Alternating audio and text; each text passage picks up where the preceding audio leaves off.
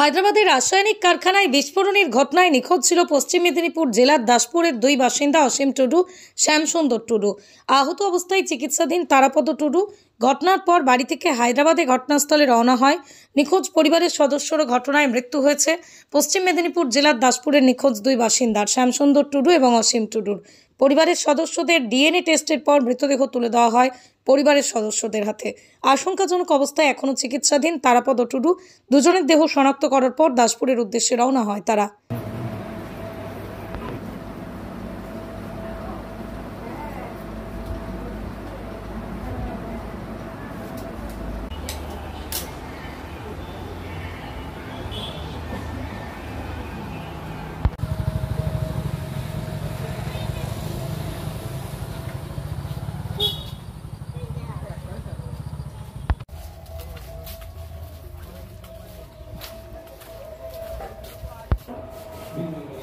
শ্যামসুন্দরের স্ত্রী কি নাম?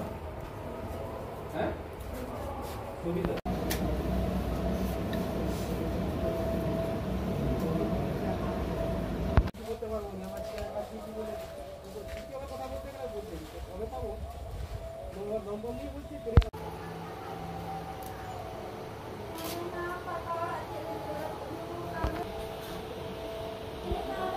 যাবে তো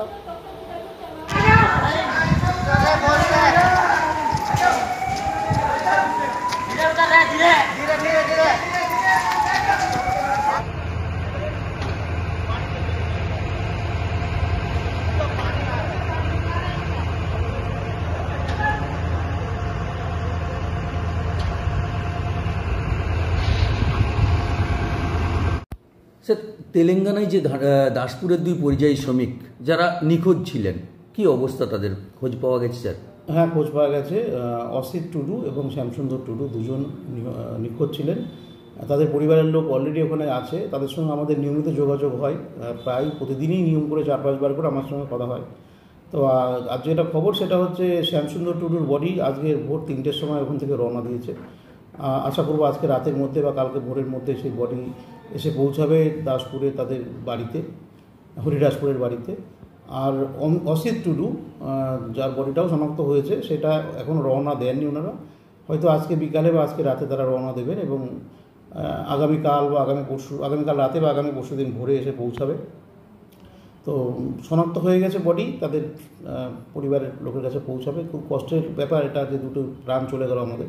তো প্রশাসন নজর রেখেছিল, ডিএম স্যার, এসপি স্যার এবং আমাদের সামিরুল ইসলাম স্যার সকলেই এই ব্যাপারে প্রচুর হেল্প করেছেন এবং যে ভিকটিম যাদের এরকম হয়েছে তাদের বাড়ির লোকের প্রতি সমবেদনা জানাচ্ছি। আমি তাদের বাড়িতে গেছিলাম নিজে। খুবই কষ্টের ব্যাপার।